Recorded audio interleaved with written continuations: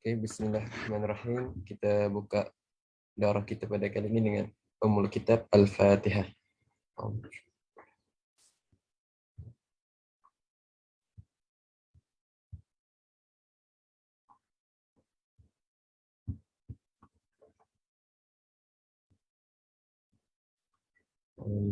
Amin ya rabbal alamin. Assalamualaikum warahmatullahi wabarakatuh. Bismillahirrahmanirrahim. Alhamdulillah rabbil alamin wassalatu wassalamu ala asyrafil anbiya'i wal mursalin wa ala alihi washabbihi ajma'in. Jadi insyaallah lah hari ini kita akan sambung balik daurah kita pada siri yang kelima. Dan ini merupakan daurah kita yang kedua sebelum terakhir lah. Kan? Kita akan khatamlah daurah kita ni pada hari Jumaat ni, insya-Allah pada 16 bulan 7 ni, 16 Julai. Dan kebetulan pula lah minggu depan tu kita dah akan menyambut hari raya Aidil Adha lah. Jadi tanpa mengulangkan masa lagi, saya pun menjemputlah dan persilakan Ustaz Muhammad Himi bin Marjuni, falyatafaddal mashkura.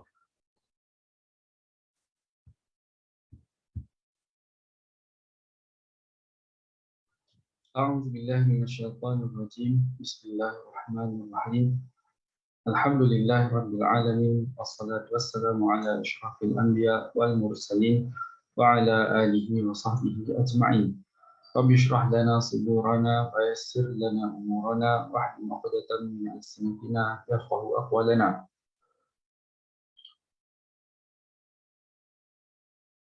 Baiklah, Assalamualaikum warahmatullahi taala wabarakatuh. Bismillahirrahmanirrahim. Pada malam ini kita akan menyambung semula daurah kitab Al-Lam'at yang merupakan ringkasan bagi kitab Al-Luma' ataupun Luma'ul Adillah karangan Imam Al-Haramain, dan Al-Lam'at ialah karangan Syekh Said Qudah hafizahullah. Okey, pada malam ini ataupun pada kali ini kita akan menyambung diskusi kita, perbincangan kita pada bahagian An-Nubuwat. Sebab sebelum ini kita dah menyelesaikan bahagian ilahiyat. Jadi ilmu akidah ini dia terbahagi kepada tiga. Pertama ilahiyat, kedua nubuwat, dan ketiga ialah sam'iyat. Itu bagi sebahagian. Ini dari segi pembahagian ilmu ini kan. So maksudnya ada sebahagian ulama membahagikan kepada tiga. Tapi ada sebahagian yang lain membahagikan contoh kepada dua sahaja, iaitu ilahiyat ataupun uluhiyah. Kemudian yang kedua ialah nubuat, dan tidak menyatakan sam'iyat sebab sam'iyat itu sebahagian daripada nubuat. Itu dari satu segi. Kemudian dari satu segi yang lain pula ada yang membahagikan kepada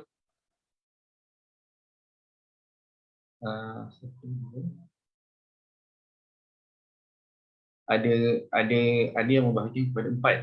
Pertama sekali tentang nazar, itu satu. Kemudian yang kedua ialah tentang mungkinat. Kemudian yang ketiga tentang ilahiyat, dan yang keempat tentang nubuat. Itu yang pembahagian kepada empat ini biasanya kita boleh lihat dalam kitab-kitab yang lebih besar, kitab-kitab ilmu kalam di sisi mutaakhirin, iaitu daripada Madrasah Fakhruddin Ar-Razi. Itu dia punya specialty dia. Ataupun bukan Madrasah Fakhruddin Ar-Razi, tapi sebenarnya seingat saya didahului oleh Imam Baydawi. Okey. Imam tak sure lah mana siapa yang dulu bukan.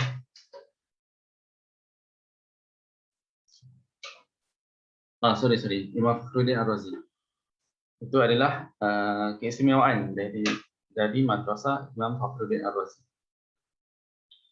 Okey, seterusnya kita akan membicarakan tentang nubuat pada malam ini. Dan ini adalah sesi yang kedua terakhir, iaitu sesi yang kelima.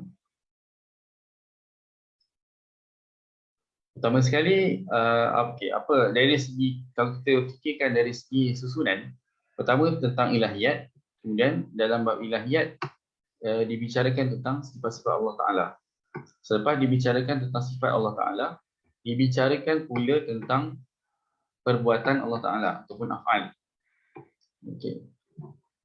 So, lepas bicara tentang af'alullah Ta'ala, itu perbuatan Allah Ta'ala, barulah akan masuk bahagian nubuat. Ya, maksudnya tadi tu tentang sifat, sifat tu ada yang wajib dan ada yang mustahil kan. Kemudian tentang af'alullah, seterusnya tentang af'alullah, iaitu perbuatan Allah Ta'ala, dan perkara itu adalah sesuatu yang harus. Boleh untuk Allah tak buat, boleh untuk Allah buat. Kemudian barulah masuk ke perbahasan nubuat. Jadi apakah kaitan antara af'alullah dengan nubuat? Okay. Antara yang kita boleh cuba untuk kaitkan, kita nampak perkaitannya ialah nubuat ini ataupun ataupun pengutusan Rasul, pengutusan Nabi, bukanlah sesuatu yang wajib secara akal. Dia adalah perkara yang harus. Jadi itulah titik temu antara perbahasan nubuat dengan perbahasan af'alullah Ta'ala.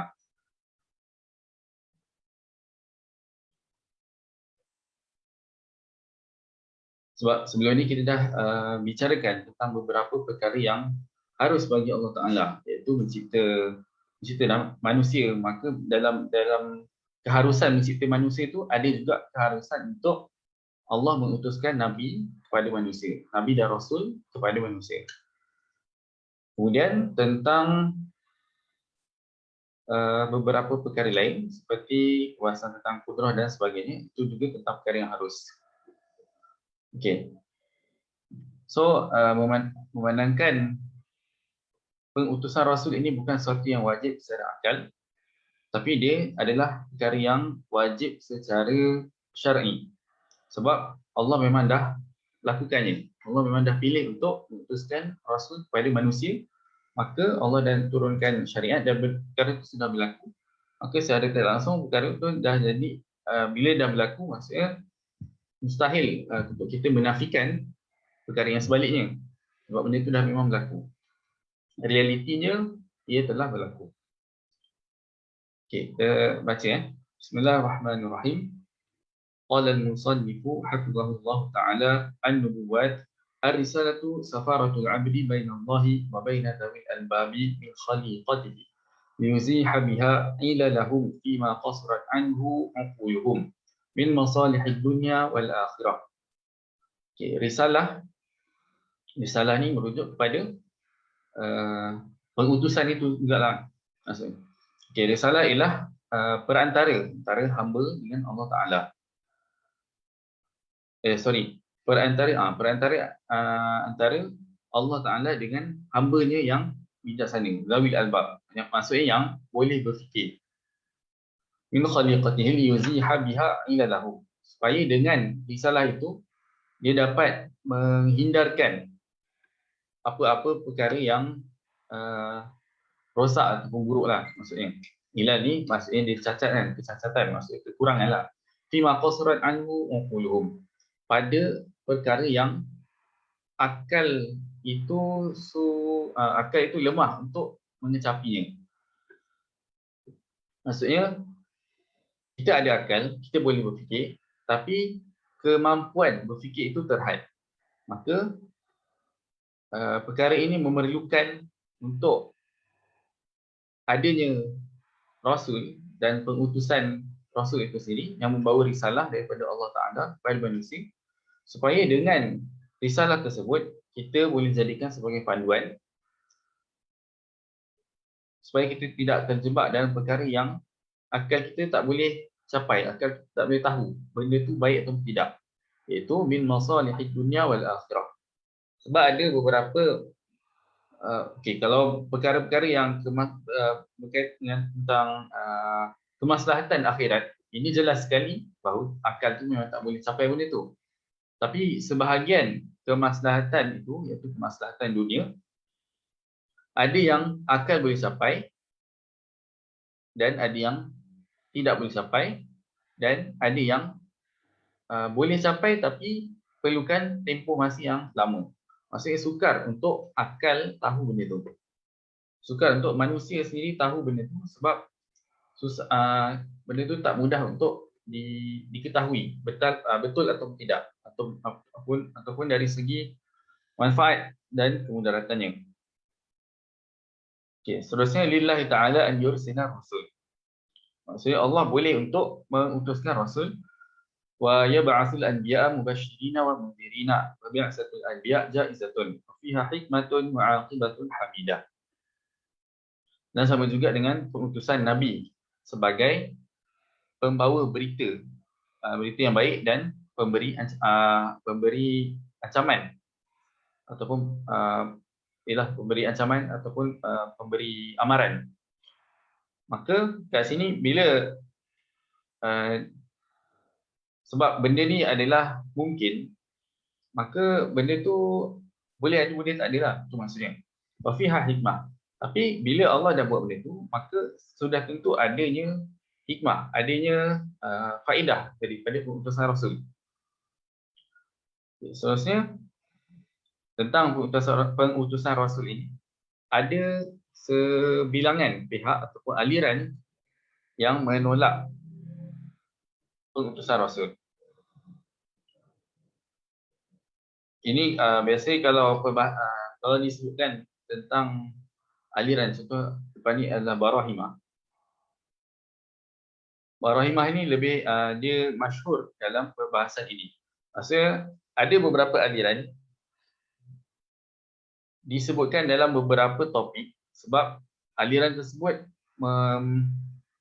mempunyai khilaf atau mempunyai pandangan yang jelas bersalahan dalam satu-satu topik tersebut. Okey. Sebab antara aliran yang masyhur dalam mengingkari tentang pengutusan Rasul ialah Barahimah. Lagi satu Sumaniyah, lagi satu Muhandisin ataupun Muhandisun. Mereka ni adalah aliran yang mengingkari pengutusan Rasul.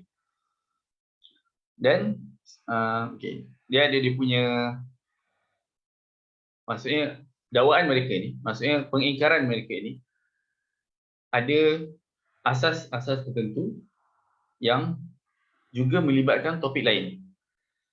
Sebab contoh kalau Barahimah, Sumaniyah dan Muhandisun tadi tu, mereka juga menafikan konsep nazar, iaitu konsep berfikir.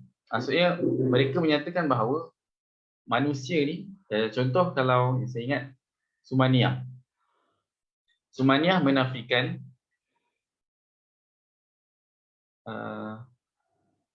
konsep nazar. Maksudnya Sumaniyah menyatakan bahawa ilmu yang kita peroleh ni, semuanya kita hanya boleh dapat melalui panca indera.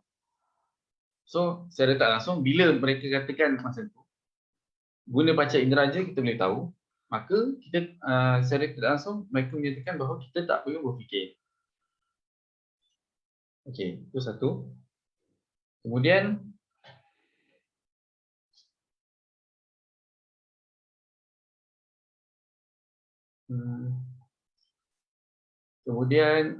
contoh kalau Muhandisun pula, mereka menyatakan bahawa perkara yang melibatkan metafizik, iaitu perbahasan tentang ilahiyat dan nubuat, semua ini tidak memerlukan ataupun semua ini dia tidak ada asas yang jelas. So perkara yang ada asas yang jelas hanyalah perkara yang melibatkan kira-kira. Sebab mereka adalah Muhandisun, so mereka sangat lazim ataupun sangat dibiasakan dengan berfikir yang melibatkan kira-kira. Okay, jadi itu sebab bila kita katakan melibatkan kira-kira ataupun matematik, maka matematik ini adalah sesuatu perkara yang sangat objektif. Iaitu kita boleh bila perkara yang melibatkan nombor ni, dia memang jelas lah mana salah mana betul. Jadi secara tak langsung dekat situ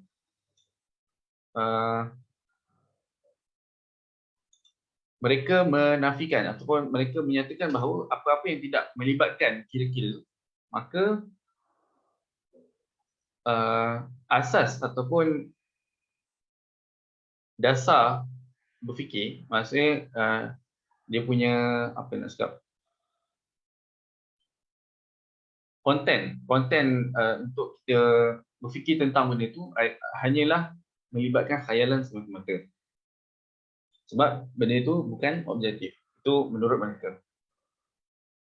Kemudian lagi satu yang perlu saya tekankan ialah aliran-aliran, apa-apa aliran dalam akidah, mereka dikira sebagai mutakalimin.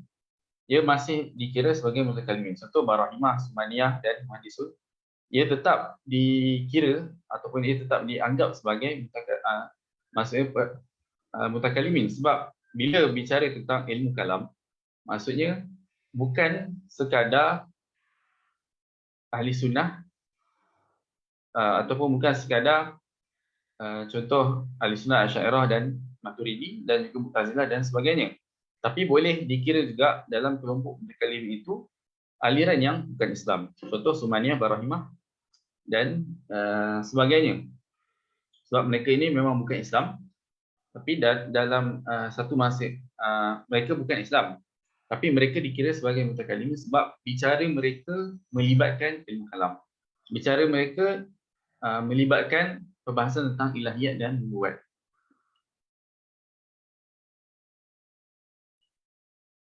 Jadi perkara ini secara tak langsung melibatkan tentang penggunaan ataupun istilah mutakalim itu, siapakah yang tercakup dalam istilah tersebut. Okey, seterusnya wa ankarati barahimatun nubuwata wa mana'u jawazan bi'akhir rusul wa qalu. Okey, mereka menafikan ataupun mengingkari nubuwah, kenabian itu sendiri. Kemudian mereka juga menafikan keharusannya.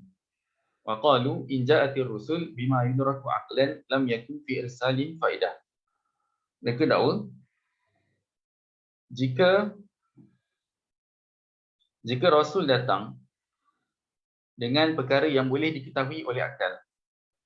Rasul bawa, tapi benda tu, ajaran yang Rasul tu bawa, akal sendiri pun boleh tahu.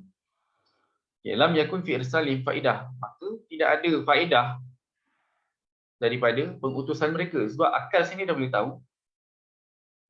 Kemudian Rasul datang, bawa apa yang akal boleh tahu. So, dari satu segi macam ada unsur tahsilul hasil, iaitu Rasul nak buat balik apa yang akal sendiri dah boleh tahu. So nak kata sia-sia lah. Lam yakun fi irsalin faidah. Fakana fi qadayal uquli manduha an ghairiha. Wa in ja'atir rusul bima la yudraku aqlan fala yuqbal ma yukhaliful aqla. Ma yukhaliful fala yuqbalu ma yukhaliful aqla. Okey. Itu satu. Pertama sekali, mereka menyatakan bahawa kalau Rasul datang, bawa perkara yang akal boleh tahu, maka itu tak ada faedah. Kemudian, kalau Rasul datang, bawa perkara yang akal tak boleh tahu, maka kenapa akal perlu terima apa yang akal tak boleh tahu?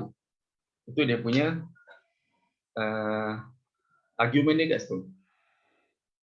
So, maksudnya, bila kedua-dua perkara yang Rasul bawa, iaitu perkara yang boleh diketahui akal pun tidak diterima, dan perkara yang tidak boleh diketahui akal pun kenabian atau kerasulan itu tidak diterima, maka secara tidak langsung mereka menafikan secara terus ataupun secara asal berkenaan kenabian itu sendiri. Itu dia punya dakwaan. Qulna asyar'u yurshidu ila ma la yastadriku ila ma la yustadraku bi mahdhil uqul wa la yaridu bima yaqdi al-aqlu bi khilafihi wa in lam yakun fi irsali rusul istihalatun aw khurujun 'anil haqiqah fa yajibu al-hukmu bi jawazihi. Okey, ini argument untuk ataupun ini adalah counter argument, iaitu nak menjawab balik apa yang mereka dakwakan.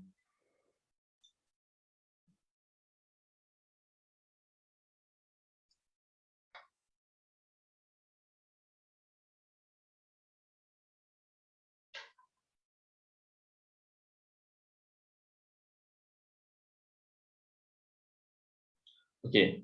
Syarak ataupun syariat itu tujuannya ialah untuk membimbing atau membawa kepada perkara yang tidak boleh diketahui dengan akal semata-mata.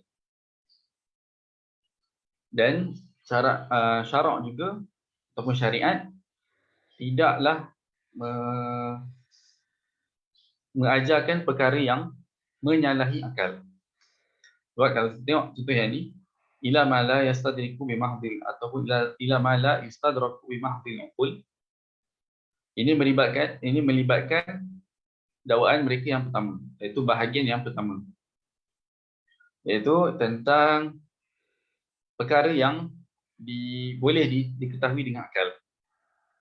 Okey. Kemudian yang kedua pula, yang ini iaitu wala yaridu bima yaqdir al-aqlu bi khilafihi. Ini melibatkan dakwaan mereka yang kedua, iaitu perkara yang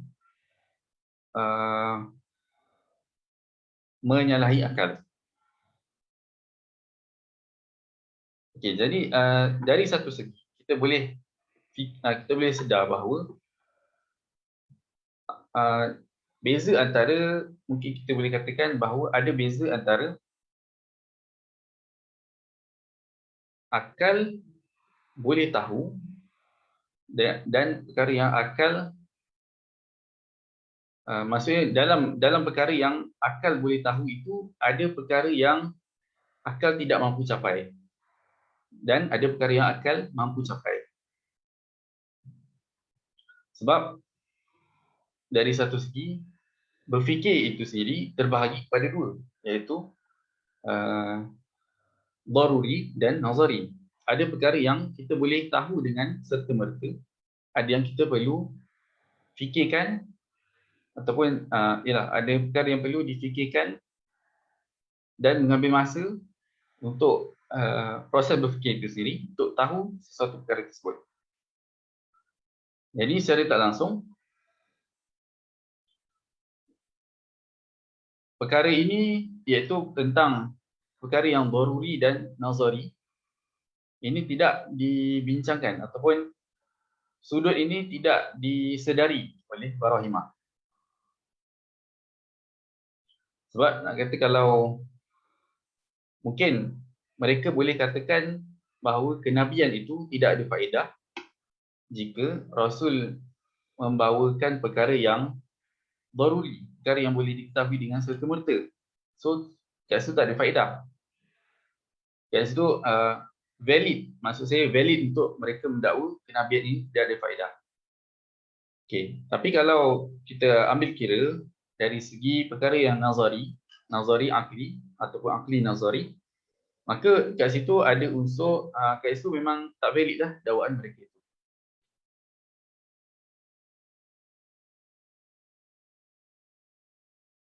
Okey, kemudian Rasuluhu wa insan ba'athahu Allah Ta'ala bi syar'in ila al-khalqi bi tablighi ma awhahu ilaih. Wan nabiyyu huwa insanun ba'athahu Allah Ta'ala ila al-khalqi bi tablighi ma awhahu ilaih. Wa yakunu ma'muran bi ittiba'i syar'i rasulin qablahu wa qad yuqalu bit taraduf. Okey, seterusnya dibawakan tentang definisi bagi Rasul dan juga Nabi. So, kalau kat sini definisi bagi Rasul ialah insan yang diutuskan oleh Allah Ta'ala dengan syariat. Dengan syariat untuk disampaikan kepada manusia. Maksudnya syariat tu untuk manusia dan Rasul perlu menyampaikannya. Kemudian Nabi pula ialah manusia yang diutuskan oleh Allah Ta'ala kepada manusia untuk menyampaikan apa yang diwahyukan. Okey, tadi tu saya tak sebut, ini maksudnya untuk menyampaikan apa yang diwahyukan. So beza kat sini, kalau kita bandingkan, ada perkataan bisyar'ain. Dan kalau dekat bahagian Nabi tu tak ada. Dekat Rasul ada, dekat bahagian Nabi tak ada. Bisyar'ain. Okay, kemudian wa yakunu ma'muran, ini berbalik kepada Nabi tadi, wa yakunu ma'muran bi ittiba'i syar'i rasulin qablahu.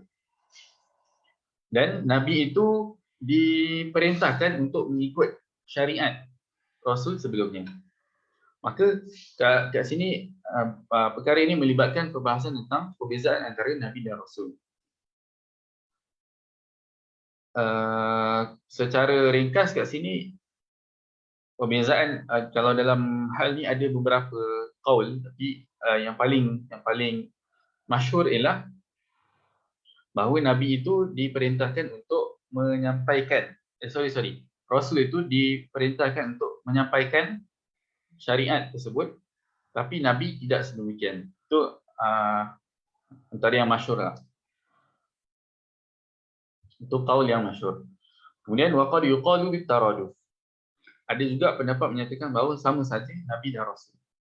Tapi berdasarkan pendapat yang membezakan antara Nabi dan Rasul itu, yang pasti adalah bahawasanya setiap Rasul adalah Nabi, tapi bukan setiap Nabi adalah Rasul. Itu yang paling jelas. Maksudnya,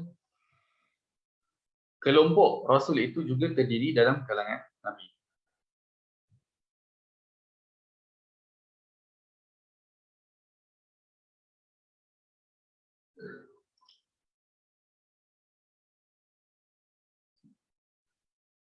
Okey.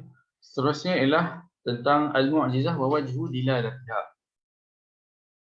Ini melibatkan tentang mukjizat. So, kalau ada seorang Nabi diutuskan, maksudnya seseorang ini mendakwa dirinya sebagai seorang Nabi, maka apakah bukti bagi dakwaannya, iaitu bukti bagi dakwaan kenabiannya itu? Maka bukti tersebut ialah mukjizat. Dan perbahasan ini melibatkan tentang dilalatul mukjizah, iaitu sejauh mana mukjizat boleh ataupun sejauh mana mukjizat berperanan untuk membuktikan kebenaran seorang Nabi ataupun seorang Rasul. Soalannya kat situ. Kemudian dari segi furuk bagi persoalan itu pula ialah tentang apakah bentuk pembuktian tersebut. Apakah bentuk dilalah itu? Dilalah mukjizah itu maksudnya hubungan antara mukjizat dengan kebenaran ataupun sidik.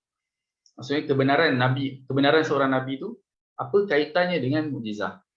So secara umum saya katakan kat sini memang ada persoalan di bab yang lagi detail, iaitu tentang wajhu dilalatil mukjizah ataupun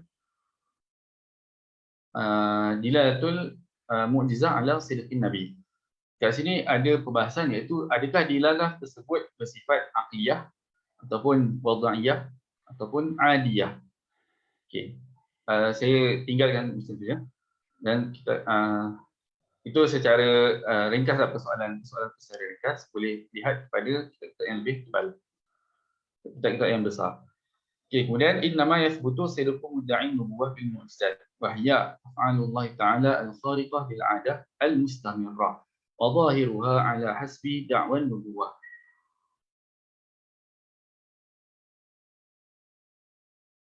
Okey.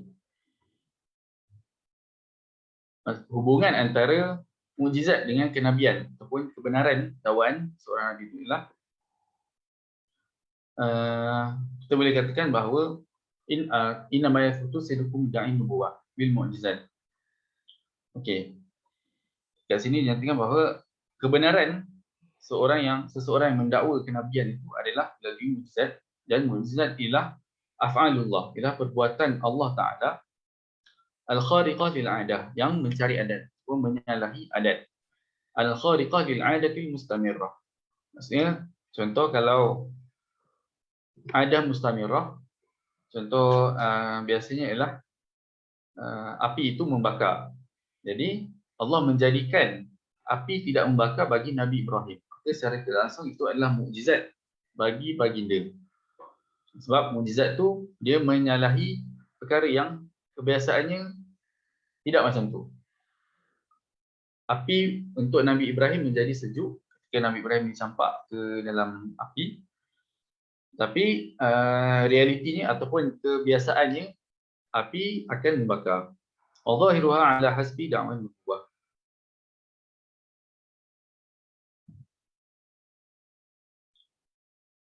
Zahir mukjizat itu berdasarkan dakwaan kenabian. Okay, kemudian fan nabiyyu yatahadda qaumahu wa yudhiru Allah ta'ala al-mu'jizata ala yaday ar-rasuli wan nabi. Fayajizu 'anil ityani bi amsalha alladhina yatahaddahumun nabi. Okay, nabi mendakwa ataupun mencabar kaumnya.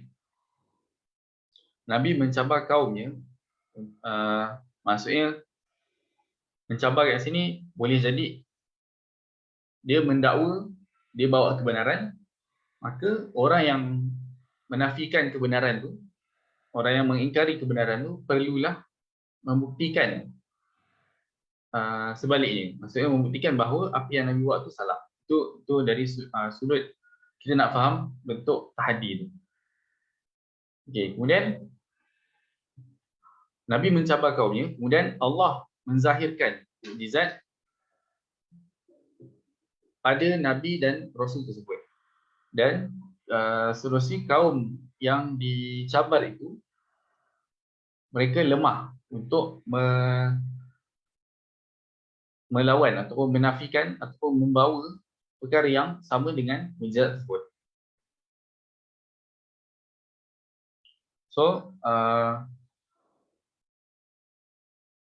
secara tidak langsung, kita baca dulu. Kemudian wa wajhu dilalatiha ala sidqin nabi annaha tazidu manzilatat tasdiqi bil qawl. Okey. Ini dari maksudnya perincian tentang mukjizat itu menunjukkan kebenaran adalah seperti keadaan bahawa mukjizat itu merupakan pembenaran atau tasdiq bil qawl. Maksudnya mukjizat itu membenarkan. Mukjizat itu sama dengan membenarkan kata-kata membenarkan sesuatu kata-kata. Suatu kata-kata. Sebab contoh kalau ini kemudian dibawa kemudian contoh yang berkaitan. Contoh tentang hal ini iaitu contoh kita baca dulu. Wa nadhiruha fi syahid an yatasadda malikun linnas wa ya'dhanu lahum bil wuluji alaih.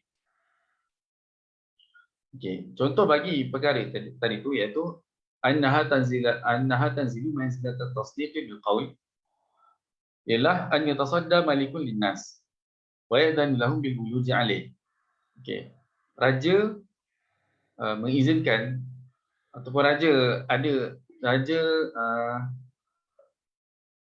ada bersama rakyat dia, kemudian raja mengizinkan mereka untuk duduk dengan raja.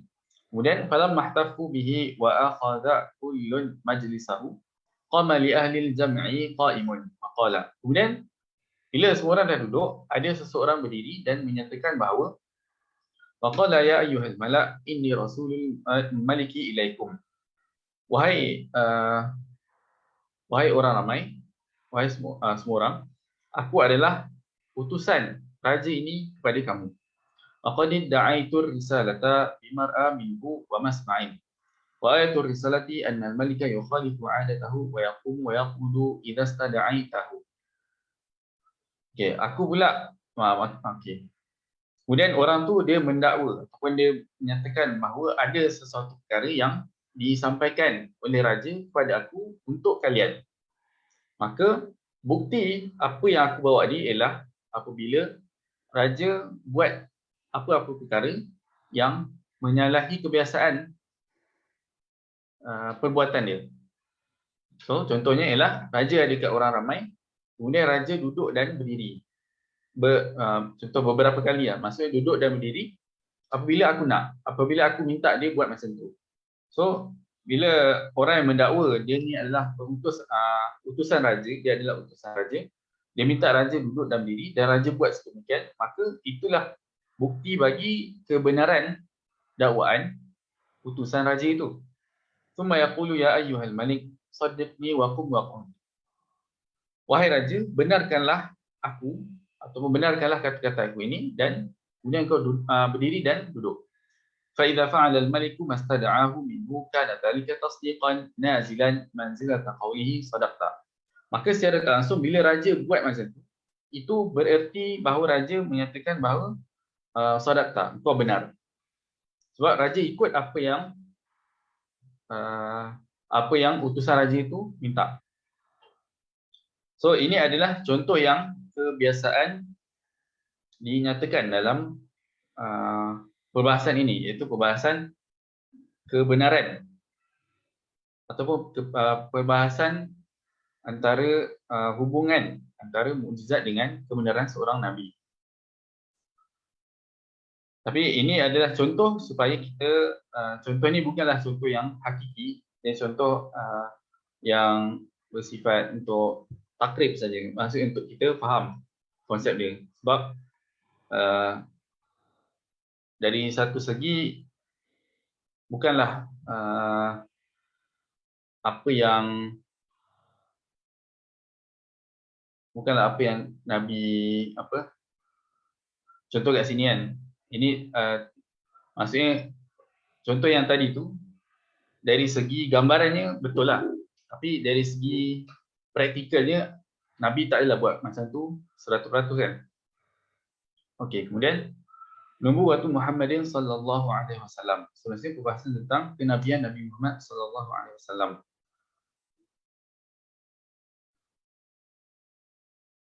Okey. Sebelum tu saya nak nyatakan ada beberapa perkara yang tidak dinyatakan dalam matan ini. Termasuklah dalam matan Luma'ul Adilah itu sendiri. Iaitu perkara yang biasa kita pelajari menerusi Ummul Barahin ataupun Madrasah Sanusiah.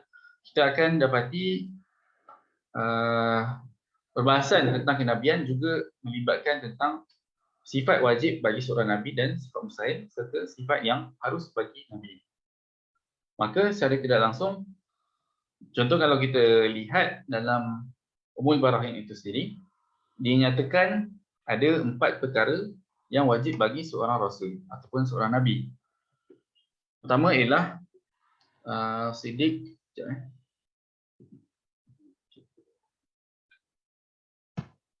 Pertama ialah Siddiq, amanah. Kedua, kemudian ketiga tabligh, dan keempat fatanah.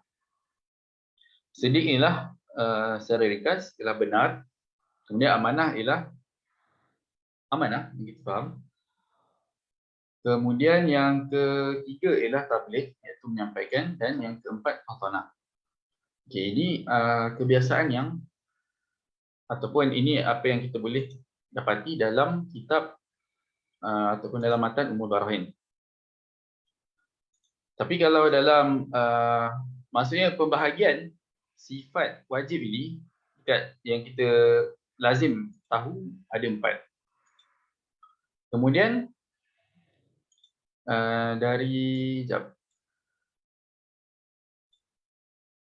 Kemudian dari segi pembahagian ini, saya nak cakap tentang pembahagian, ada beberapa ulama lain membahagian kepada 3, iaitu tanpa menyatakan fatanah. Hanya dinyatakan tentang Siddiq, amanah, dan tabligh. Kemudian ada juga ulama lain yang meletakkan bahawa sifat wajib bagi Nabi ni hanya 1, iaitu Siddiq. Okey. So, persoalan kat sini adalah macam mana kita nak selesaikan perselisihan ini? Apakah penyelesaian bagi khilaf ini? Sebab ada yang kata sifat wajib 3, 4 dan 1. Itu yang saya tahulah, Allah Alam. Tapi poinnya ialah hakikatnya kalau kita perhatikan semua sifat tadi tu, contoh yang 4 ataupun yang 3, iaitu Siddiq, amanah, tabligh, fatanah. Amanah, tabligh dan fatanah itu semuanya akan terangkum dalam Siddiq. Itu dari segi hujah ulama yang menyatakan bahawa sifat wajib bagi Nabi hanya 1, iaitu Siddiq. Sebab mereka menyatakan mereka menjadikan amanah, tabligh dan fatanah itu furu' bagi sidik. Itu dari satu segi. Kemudian bagi pihak yang menyatakan hanya 3 sahaja, iaitu sidik, amanah dan tabligh, mereka menyatakan bahawa kenapa tak masukkan sekali fatanah ialah sebab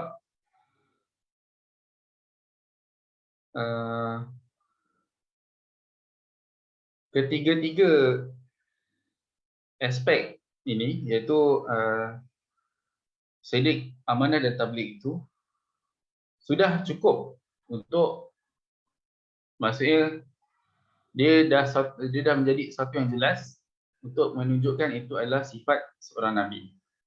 Itu yang dinyatakan, Allah alam. Tapi dari kemudian dari satu segi, kita tengok dari segi tarif sidik, amanah dan tabligh. Sebab saya pun dari hal ini, dalam kes ini saya cenderung untuk pilih yang pada berbahagian pada 3 itu saja.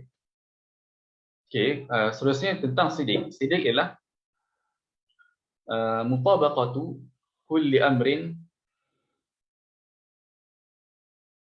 bima akhbara bihi lima fi nafsil amri.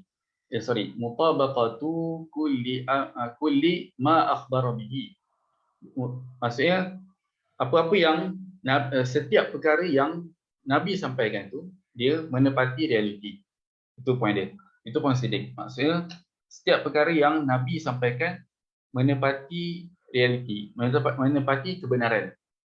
Itu sidik. Kemudian kepada amanah pula ialah hifdzu zawahir wal bawatin minal haram awil makruh.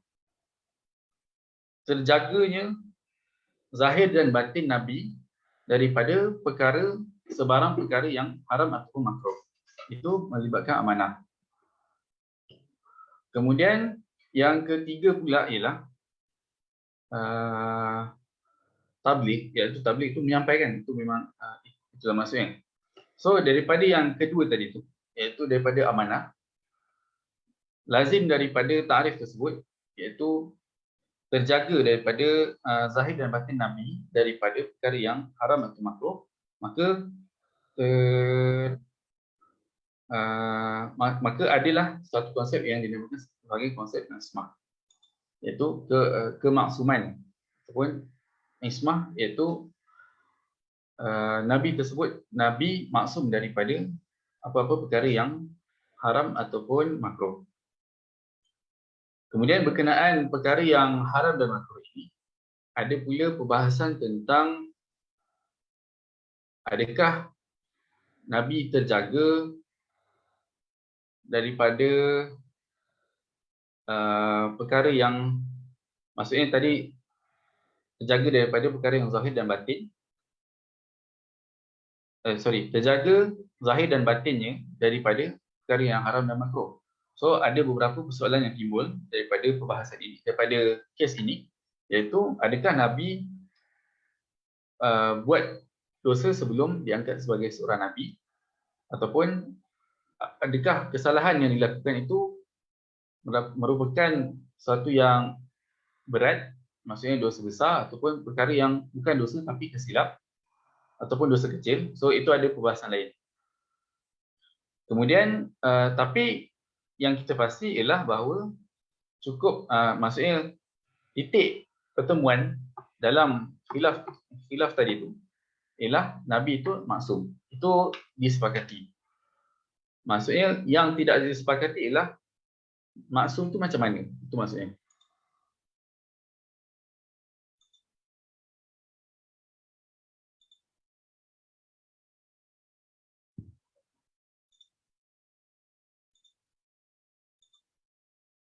Okey, ini saya ada buat sikit secara ringkas tentang sidik, tabligh dan amanah. Sebab kalau kita perhatikan, kalau kita teliti antara sidik, tabligh dan amanah ini, setiap satu sifat tersebut dia ada titik temu.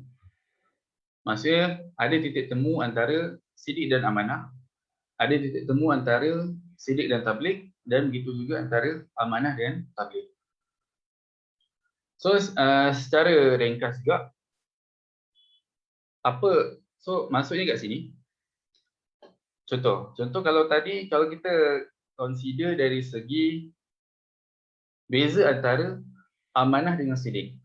Sebab tadi saya katakan bahawa amanah itu ialah terjaganya zahir dan batin Nabi daripada perkara yang haram dan makruh. So, apa beza dia dengan sidik? Dan apa bezanya pula dengan tabligh? Okey. Secara ringkas, sidik tu menghalang berlakunya, pertama sekali menghalang berlakunya dusta secara tidak sengaja. Maksudnya dusta, maksudnya kalau sengaja tu apatah lagi. So paling minimum ialah dusta secara tidak sengaja. Itu peranan sifat sidik. Kemudian yang lagi satu pula ialah sifat sidik menghalang berlakunya pertambahan dalam perkara yang diperintahkan oleh seorang Nabi untuk menyampaikannya. Iaitu pertambahan, maksudnya menghalang berlaku pertambahan, dan pertambahan tersebut boleh berlaku sama ada sengaja ataupun terlupa. So itulah peranan sifat sidik. Seterusnya, peranan sifat amanah.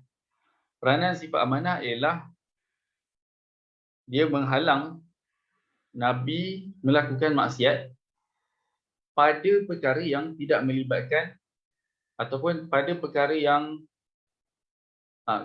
pada apa-apa perkara selain dusta pada lisan. Sebab bila dusta pada lisan, dia melibatkan sidik. So kat situ, maksudnya bila Nabi terjaga daripada dusta pada lisan, maka dusta pada perkara lain juga terjaga, tapi dari segi sifat amanah. Itu maksudnya. Kemudian seterusnya ialah sifat amanah juga menghalang apa-apa maksiat yang tidak melibatkan tabligh. Sebab tadi tu yang selain dusta lisan itu adalah kalau kita bandingkan antara amanah dengan sidik.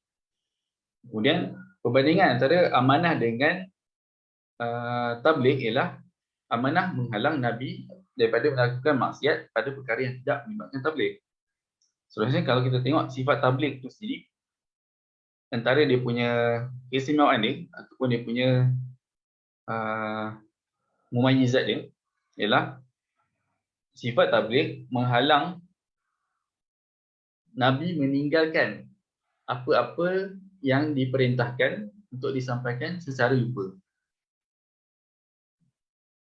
Sebab kalau maksudnya dia menghalang Nabi daripada terlupa menyampaikan perkara yang perlu bagi dia sampaikan. Sebab kalau kita tengok dari segi faktor kalau kita tengok dari segi perkara tu, iaitu Nabi terlupa untuk sampaikan perkara tersebut, dia tidak melibatkan amanah dengan sidik. Sebab dia hanya melibatkan tabligh. Maksudnya sifat tabligh tu dia memastikan Nabi tak buat sedemikian. Maksudnya dia memastikan Nabi lupa untuk menyampaikan perkara yang perlu disampaikan. Seterusnya ialah itu antara itu bezanya antara tabligh dengan amanah. Seterusnya ialah bezanya antara tabligh dengan sidik ialah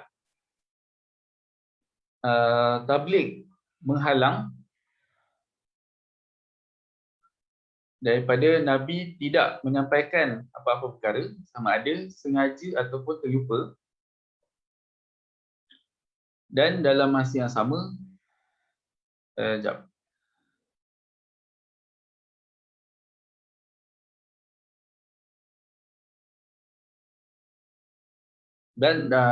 dalam masa yang sama Nabi tetap menyampaikan dengan benar terhadap apa yang disampaikan tu. Maksudnya sifat tu ialah menyampaikan, kemudian sifat tu dia digandingkan pula dengan konten yang disampaikan itu adalah benar. Itu beza tabligh yang sidik.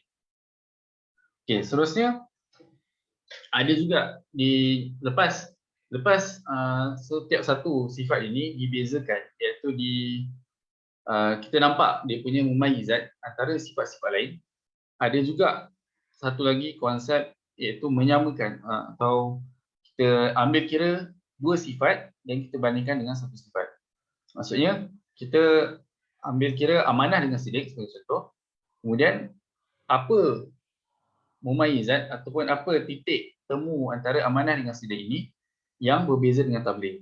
Dan macam tu juga untuk titik temu antara sidik dengan tabligh yang berbeza dengan amanah. Dan sama juga untuk amanah dan amanah tabligh terhadap sidik. Okey, seterusnya ialah seterusnya ialah tentang sifat yang mustahil bagi Rasul. Sidik itu lawannya ialah kadzib, iaitu dusta kan. Maksudnya secara tidak langsung bila Nabi wajib untuk sidik ataupun jujur, Nabi semestinya tidak akan berdusta. Seterusnya amanah, lawannya ialah khianat. Itu kalau daripada takrif yang kita faham tadi, maksudnya Nabi boleh melakukan Nabi melakukan dosa ataupun perkara yang makruh. Itu secara umum. Kemudian lawan bagi tabligh ialah kitman, iaitu menyimpan ataupun menyembunyikan perkara yang perlu disampaikan. Kemudian kita juga perlu tahu bahawa sememangnya ada perkara yang Nabi perlu sampaikan, ada perkara yang Nabi perlu sembunyikan, dan ada perkara yang Nabi boleh pilih untuk sampaikan. Maksudnya boleh pilih untuk sampaikan kepada sahabat tertentu tanpa sahabat yang lain tahu. Itu maksudnya.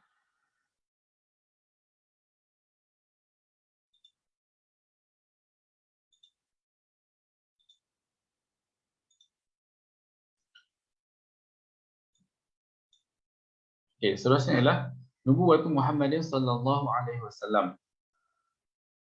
Pertama, ad-dalilu ala thubuti nubuwwati nabiyina Muhammadin sallallahu alaihi wasallam al-mu'jizat. Okey. Bukti bagi kenabian Nabi Muhammad sallallahu alaihi wasallam, bagi absahnya kenabian Nabi Muhammad sallallahu alaihi wasallam ialah mukjizat. Dan mukjizat Nabi ini ada yang sudah terhenti dan ada yang masih berpanjangan, maksudnya masih berterusan. Yang sudah terhenti itu ialah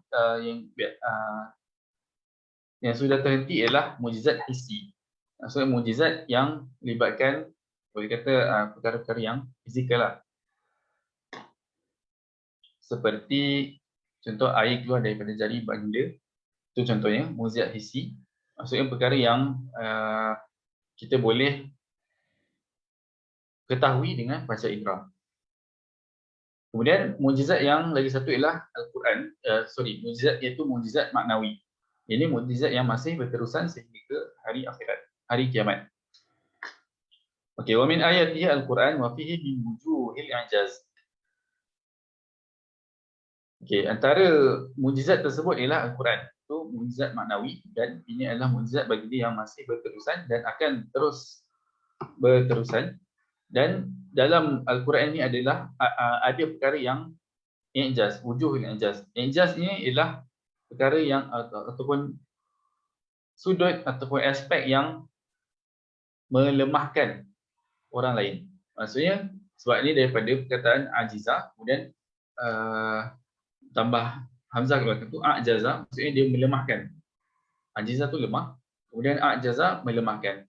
So ada perkara yang melemahkan manusia, iaitu melemahkan dari segi manusia ataupun umat Nabi Muhammad SAW tidak boleh mencabar ataupun tidak boleh membawa perkara yang sama seperti Al-Quran, iaitu sama dari segi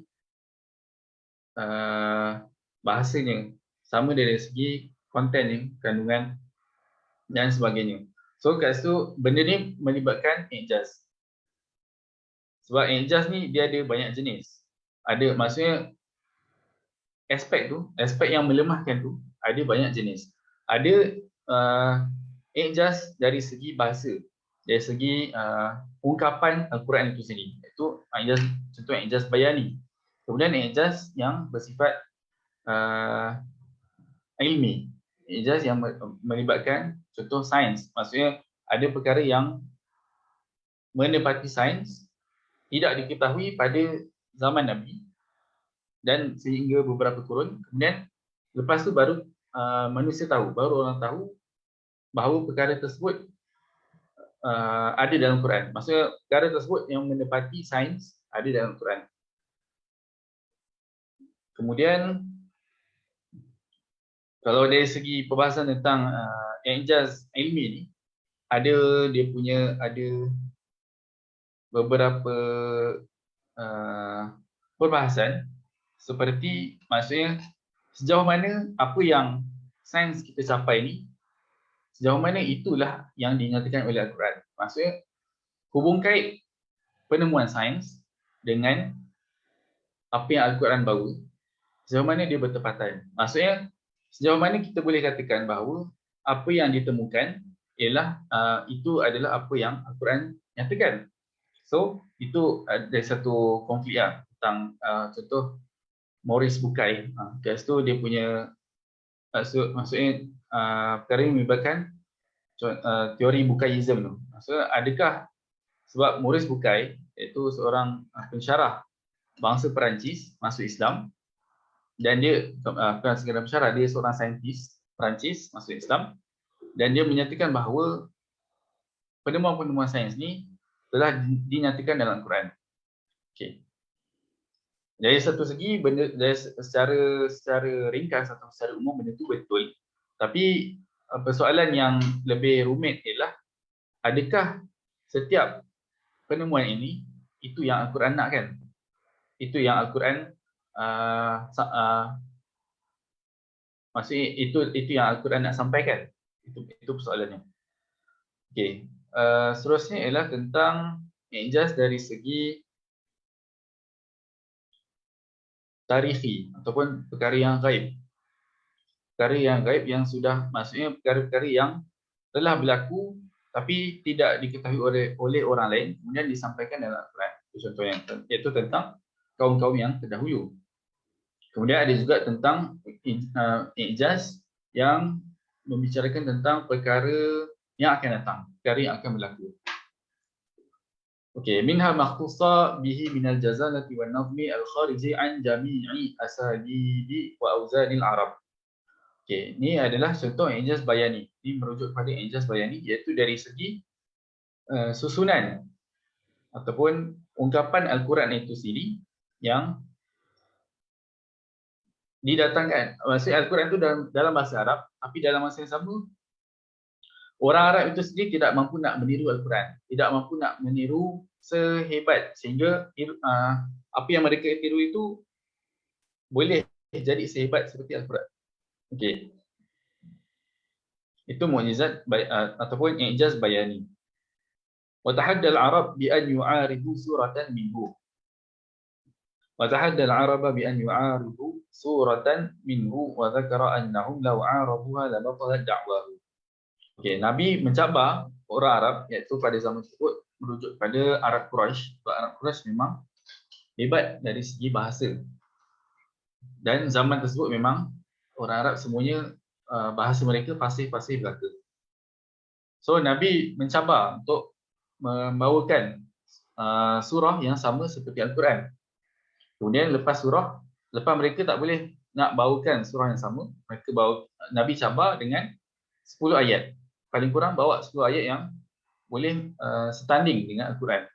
Kemudian mereka tak boleh juga buat satu, dan seterusnya Nabi mencabar untuk bawa satu ayat saja, dan mereka tetap tidak boleh. Sebab so secara tak langsung kalau mereka boleh buat sedemikian, maka terhapuslah ataupun terbatallah dakwaan Nabi itu sendiri. Maksudnya Nabi mendakwa dia seorang Nabi terbatal. Wahyu yang dibawanya pun akan terbatal. Sebab adanya orang lain boleh membawa yang sedemikian. Tapi hakikatnya perkara itu tidak boleh dilakukan oleh mereka. وانكف عن التعرض لهم فحاولوا معارضته وهم اللد البلغاء واللسن الفصحاء في نيف و20 سنة فلم يتأتى لهم معارضة. Maka mereka cuba berbuat sedemikian sepanjang hayat Nabi, tapi mereka tidak berjaya. ومن وجوه الإعجاز اشتمال القرآن على قصص الأولين مع القطع بأن النبي عليه السلام كان أميا لا يقرأ ولا يكتب. Okay. Antara ijaznya ialah, ijaz lain pula ialah tentang ijaz tarikhi tadi tu, iaitu membawakan iaitu Al-Quran membawakan kisah-kisah umat terdahulu. Sedangkan Nabi itu sendiri adalah seorang yang buta huruf, tidak membaca dan tidak menulis. Walam yu'had fi jami'i zamanihi muta'atiyan li dirasati kutubil awwalin wa ta'allumiha. Walam yasbiq lahu nahdatun yutawaqqa'u fi mithliha dirasatul kutub. Okey, ini pun satu faktor penting. Biasa orang tengok dari segi Nabi itu adalah ummi saja. Iaitu Nabi tidak menulis dan tidak membaca. Kemudian dalam ini faktor dalaman, iaitu Nabi itu sendiri. Kemudian faktor luaran ialah pada zaman tersebut ataupun dalam kalangan orang Arab, terutamanya di Mekah, tidak ada, sebab Mekah pada zaman tersebut bukanlah suatu bandar yang dikenali orang. Maksudnya maksudnya tamadun lain, bangsa-bangsa lain tidak memandang pun Mekah itu sendiri. Maksud contoh bangsa Rom dan Parsi, mereka saling berlumba-lumba sesama mereka dan mereka tidak pandang orang Arab ni. So saya dari satu, dalam kalangan Arab itu sendiri di Mekah khususnya tidak ada budaya ataupun tidak dibudayakan untuk mempelajari kutubul awwalin, iaitu kitab-kitab yang terdahulu, contoh Injil, Zabur dan sebagainya. Injil, Zabur, Taurat dan apa-apa juga kitab-kitab terdahulu. Maksudnya dari segi budaya belajar yang melibatkan umat terdahulu tidak ada. Walam yusbaq lahu nahdatun yutawaqqa'u fi misliha dirasat kutub. Dan tidak dibayangkan langsung adanya, maksudnya dalam masyarakat pada waktu itu tidak dibayangkan langsung, tidak terbayangkan langsung adanya nahdah, adanya kebangkitan daripada belajar kitab-kitab tersebut. Maka sebab itu mereka tidak pandang pun terhadap kitab tersebut. Kemudian apabila masyarakat Arab itu sendiri tidak memandang kitab-kitab tersebut, iaitu kitab awalin ini, kitab-kitab terdahulu, kemudian Nabi datang dengan membawa kandungan yang menyerupai ataupun hampir dengan kitab-kitab tersebut. Sedangkan Nabi itu tidak membaca, tidak menulis. Jadi macam mana dia tahu? So itulah antara hujah yang menunjukkan bahawa Nabi ini dapat wahyu. Dia tahu sebab dia dapat wahyu, daripada wahyu, bukan daripada dia belajar. Okey, kemudian thumma ishtamal al-Quran ala ghuyubin muta'alliqatin bil mustaqbal kama ittafaqa inba'ul Qur'ani anha. Kemudian Al-Quran pula mengandungi perkara-perkara gaib yang melibatkan masa hadapan.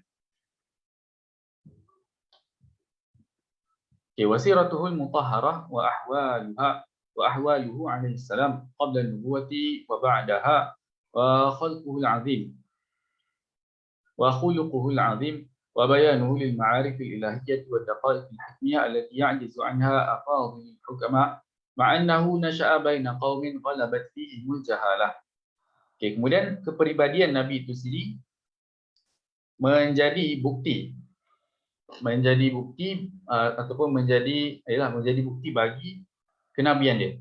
Maksudnya kepribadian itu menjadi pembeza ataupun menjadi pembeza, kemudian dia menjadi macam mana? Jadi petanda bahawa Nabi itu, bahawa dia ni adalah Nabi. Dan sedangkan dia ni hidup dalam masyarakat yang tidak yang ghalabat fihim jahalah. Maksudnya masyarakat yang kebanyakannya jahil. Jahil tu maksudnya mereka hidup sekadar hidup. Mereka tidak ada budaya ilmu. Itu maksudnya. Ila ghairi dzalika min syama'ilihi al-karimati allati tabhurul albaba hiya aqwa dalilin ala nubuwwati sallallahu alaihi wasallam. Okay, kemudian wali Rasulillahi alaihi salatu wassalam ayatun mu'jizatun siwa dhalik kan filaqil qamar wa tasbihil hasa wa intaqil ajma' wa nab'ul ma'i min bainil asabi'i wa nahriha. Kemudian Nabi pun ada mukjizat lain yang saya nyatakan mukjizat isi tadi tu, seperti terbelah bulan, kemudian tasbihul hasa, batu bertasbih, kemudian intaqul ajma', makhluk lain selain manusia boleh berbicara, wa nab'ul ma'i min bainil asabi', keluar air daripada jari baginda sallallahu alaihi wasallam, wa nahwiha, dan sebagainya. Okey, saya rasa itu saja untuk hari ini. Okey, saya buka untuk ruang soal jawab jika ada.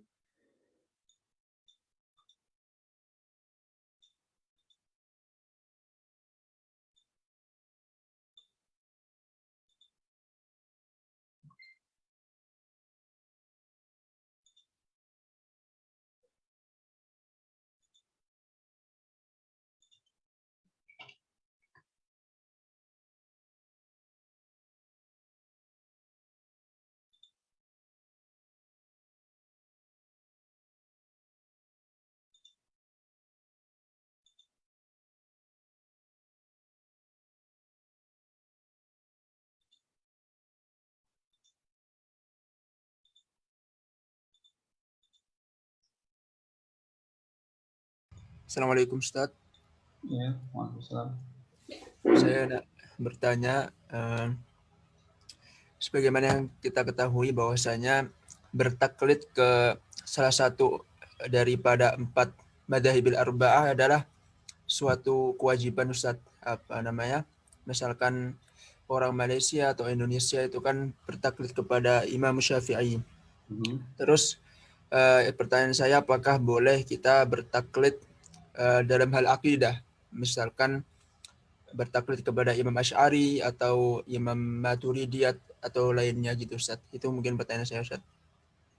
Terima kasih. Okey, soalan ini melibatkan tentang taklid. Maka pertama sekali kita kena faham apa itu taklid. Taklid ialah mengikut pandangan seseorang kan, maksud taklid. Itu satu segi. Kemudian satu segi lain yang perlu kita faham ialah perkara yang kita ikuti itu. Maksudnya perkara yang kita ikut ni dalam urusan apa? Boleh jadi dalam urusan akidah ataupun fiqh. Ataupun dalam arti kata lain, dalam sama ada al-fiqhul asghar ataupun al-fiqhul akbar. Sebab al-fiqhul akbar ialah akidah. Itu satu. Kemudian kita kena ambil kira juga yang perkara yang kita taklid itu, adakah kalau kita tadi dah jelas kan, maksudnya soalan tadi berkenaan taklid dalam al-fiqhul akbar ataupun akidah. So soalan seterusnya ialah, adakah yang perkara yang kita taklid itu melibatkan perkara usul akidah atau furu' akidah? Sebab usul dan sebab dalam akidah itu sendiri ada yang usul dan ada yang furu'. Contoh yang usul ialah rukun iman. Kemudian yang furu' ialah contoh persoalan adakah contohnya ialah soalan adakah boleh untuk Nabi terdiri daripada perempuan ataupun lelaki sahaja. Itu perkara yang furu' lah maksudnya. Jadi berkenaan persoalan tadi tu, persoalan ni sebenarnya agak menarik juga sebab dia melibatkan tentang konsep sidik. Itu konsep tasdik ataupun sidik, iaitu konsep kita membenarkan sesuatu pandangan. Okey, tapi yang masyhur ataupun jumhur para ulama dalam urusan akidah, dia perlu maksudnya tidak boleh bertaklid. Itu maksudnya. Dalam urusan akidah tidak boleh bertaklid, iaitu dalam urusan usul akidah. Dalam urusan usul akidah tidak boleh bertaklid, khususnya perkara yang pertama sekali dalam akidah. Maksudnya perkara pertama dalam akidah ialah nazar. Perkara pertama dalam akidah ialah mengisbatkan wujudan Allah Taala. Maka inilah perkara yang paling jelas tidak boleh taklid. Tidak boleh taklid, paling jelas ialah mengisbatkan Allah Taala. Kemudian kalau kita anggap ini perkara yang paling utama, dan memang ini paling utama, sebab kalau kita alasannya ialah mengisbatkan Allah Taala ialah suatu perkara yang besar, sebab dia melibatkan kejayaan kita di dunia akhirat nanti, pada hari akhirat nanti. Itu satu. Kemudian dari satu segi lain, itulah tanggungjawab yang paling utama, itulah taklif yang paling utama untuk setiap manusia, iaitu berfikir tentang wujudan Allah Taala. Sebab kalau kita ambil kira ataupun kalau kita consider taklid dalam akidah ini, khususnya melibatkan maksudnya taklid dalam mengisbatkan wujudan Allah Taala ini dibolehkan, maka secara tidak langsung kita sebenarnya meremehkan nilai syurga ataupun nilai kejayaan pada hari akhirat nanti. Okay. Itu berkenaan taklid dalam urusan mengisbatkan Allah Taala. Jadi maksudnya itu tak boleh. Itu maksud saya. Maksudnya benda tu tak boleh. Itu yang jumhur ulama mengatakan bahawa perkara tersebut tak boleh. Tapi kalau dalam urusan lain, maksudnya dalam perbahasan akidah yang lain, tidak mengapa untuk taklid. Maksudnya contoh tadi dah isbatkan Allah Taala. Kemudian perkara usul akidah lain yang maksud perkara usul akidah selain beriman kepada Allah Taala juga adalah perkara yang wajib untuk kita tahu. Maksudnya wajib untuk kita imani. Tapi dalam perkara lain tersebut, saya fikir dia tidak seberat berkenaan taklid dalam urusan mengisbatkan Allah Taala. Wallahu alam, itu yang saya fikirlah, sebab dia cuma benda tu jelas dia mungkin tak seberat, tapi kita tak nafikan bahawa dia penting. Sebab itu adalah rukun iman, itu yang perlu kita imani. So dia penting sebab dia usul, tapi dia tidak sepenting isbatkan Allah Taala. Sebab itu yang paling penting kan. Sebab yang maksudnya rukun iman yang 5 yang lain tu adalah tawabi. Dia mengikuti yang pertama tadi. Okey, itu dalam usul akidah. Kemudian dalam furu' akidah, benda ni bukanlah sesuatu yang wajib untuk kita ikuti.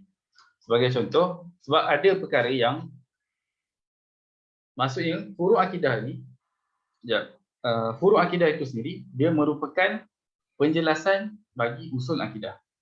So bila dikatakan sebagai penjelasan, maksudnya dia sebagai syarahan.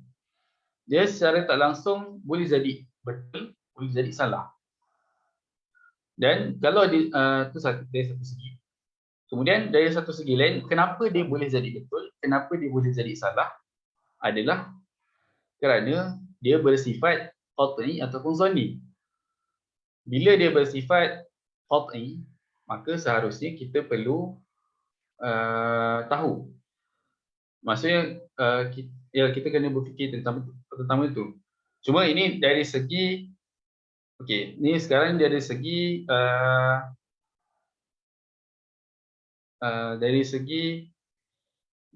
maksudnya adakah setiap umat Islam perlu tahu huraian tentang akidah itu sendiri? Itu pun satu persoalan juga. Sebab contoh kalau dalam bab usul akidah tadi tu, perkara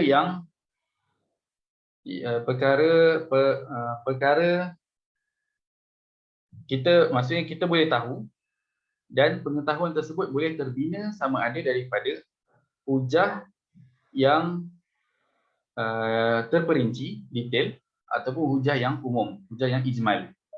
So, perkara yang perlu diketahui oleh umat Islam, maksudnya yang tidak boleh taklid ialah perkara usul akidah. Kemudian, usul akidah tersebut sekurang-kurangnya perlu diketahui secara ijmal. Maksudnya berdasarkan dalil ijmal. Itu maksudnya. Jadi itulah yang tidak boleh ataupun tidak seharusnya seseorang taklid. Tapi selebihnya, iaitu persoalan yang furuk dalam akidah, maka kita boleh untuk taklid. Sebab dari satu segi, orang awam tidak orang awam, maksudnya orang yang kita nyatakan sebagai awam itu dalam urusan akidah ni ialah orang yang hanya tahu perkara yang umum-umum saja. Perkara yang umum dan usul dan jelas, itu saja. Dan perkara yang melibatkan, dan pengetahuan tu terdiri daripada dalil ijmali. Itu dikira sebagai awam. Maksudnya orang yang tahu tu saja, itu dikira sebagai awam.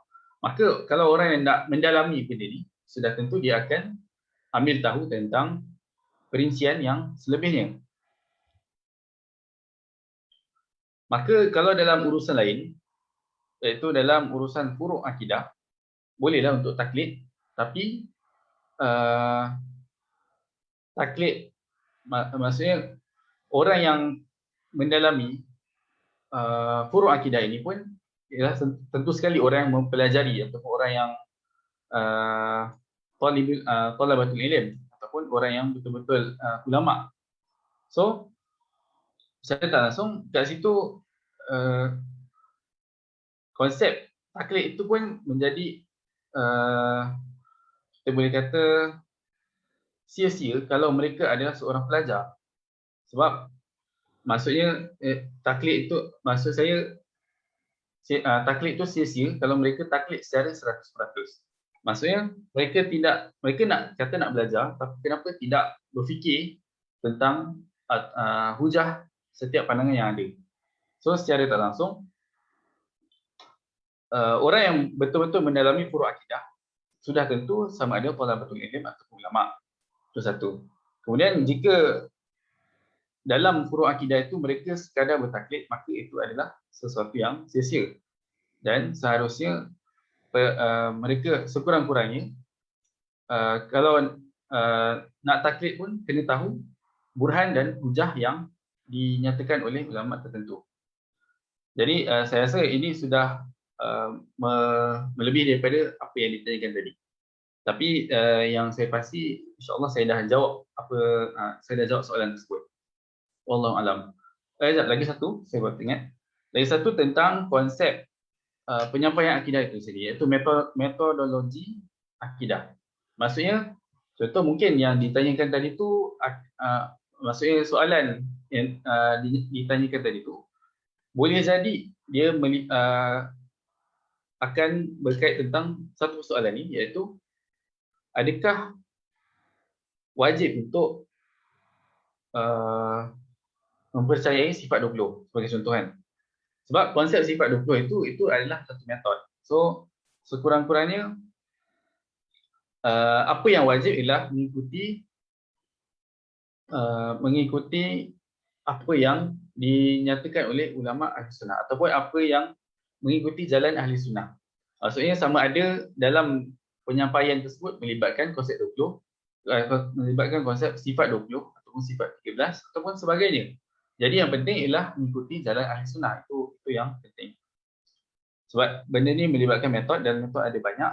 Jadi tidak mengapa untuk mengikuti apa-apa metod yang masih terangkum dalam ahli sunnah wal jamaah itu sendiri. Wallahu a'lam.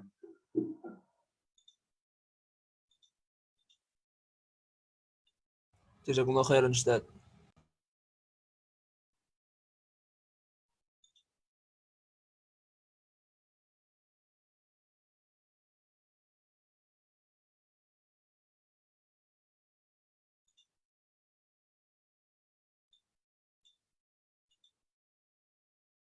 Okey, ada soalan lain?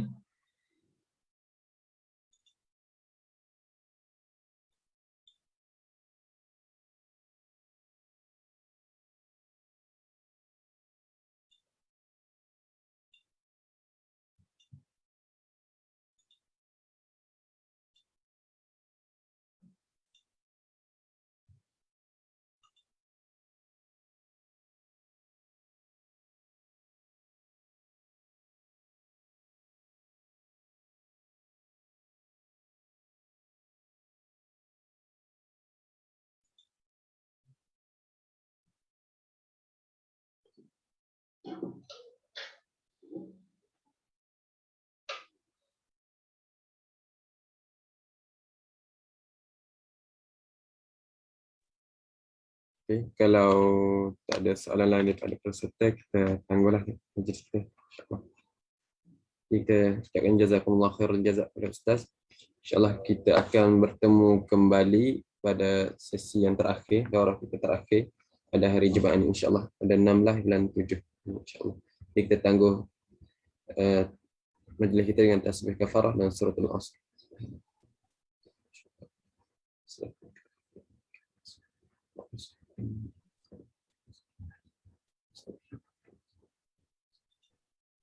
Assalamualaikum warahmatullahi wabarakatuh. Waalaikumsalam.